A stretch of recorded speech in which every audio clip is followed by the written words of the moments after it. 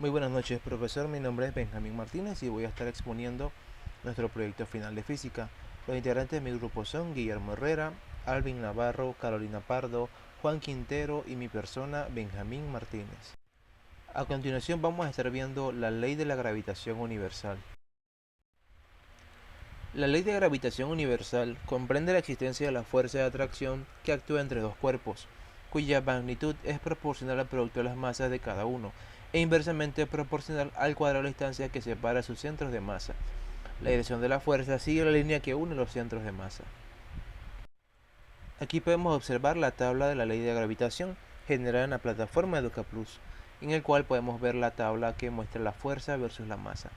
En este caso, la primera masa es de 15 kilogramos, la segunda de 20 kilogramos y la tercera de 25 kilogramos. A continuación podemos ver la aplicación de la ley de la gravitación universal. En este caso tenemos que la masa 1 es igual a 25 kilogramos, la masa 2 es igual a 25 kilogramos y el radio igual a 35 metros. Utilizamos la fórmula que sería fuerza igual a gravedad por masa 1 por masa 2 sobre radio al cuadrado. Hacemos los cálculos y nos da que la fuerza es igual a 3.404 por 10 a la menos 11 newtons. A continuación podemos apreciar la gráfica de fuerza versus masa. En este caso podemos apreciar que a mayor masa, mayor fuerza. Ahora vamos a ver nuestro continuario de fuerza versus masa. La primera pregunta es, ¿en qué tramo disminuye?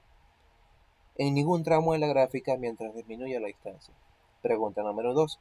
¿La gráfica de fuerza versus masa es positiva y constante? La respuesta es sí, la gráfica es positiva y constante. Pregunta número 3. ¿La gráfica de fuerza versus masa es ascendente?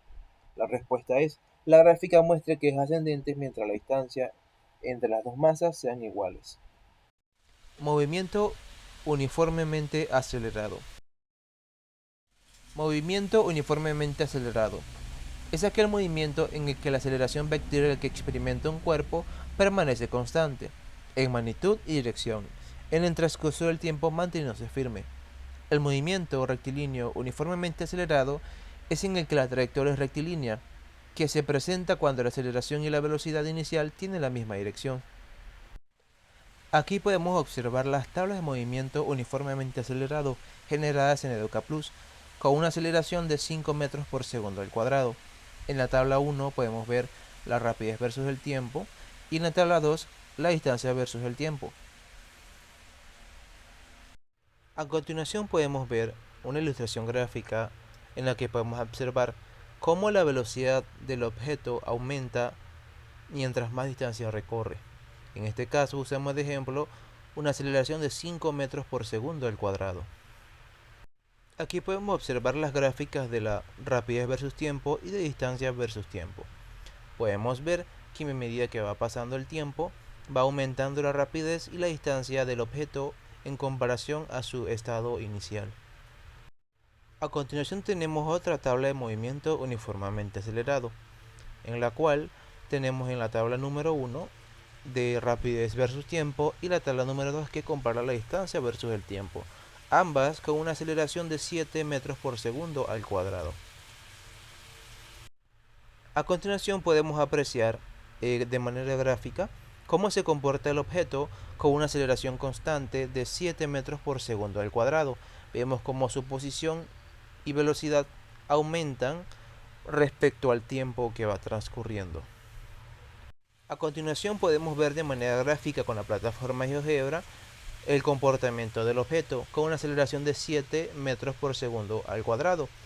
Podemos observar en la gráfica número 1 la rapidez versus el tiempo y en la gráfica número 2 la distancia versus el tiempo. En ambas podemos observar cómo la velocidad y la distancia del objeto aumentan respecto al tiempo que transcurre.